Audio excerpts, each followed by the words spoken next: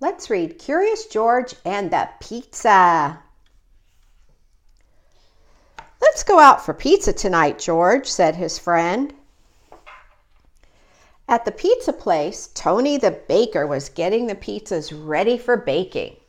He flattened out a ball of dough into a large pancake and tossed it in the air. He spread tomato sauce on it, sprinkled it with cheese, and shoved it into the oven. Then the telephone rang.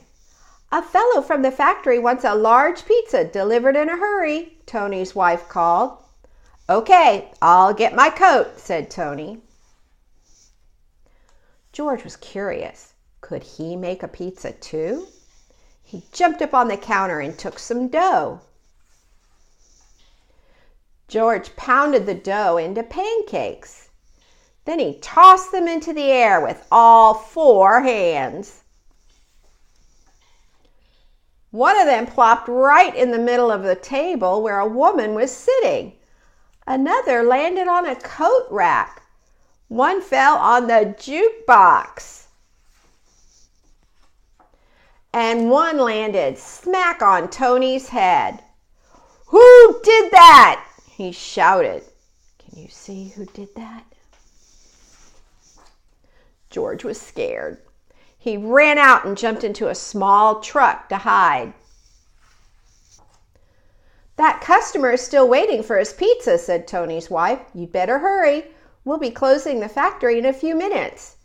"I forgot all about it," Tony said.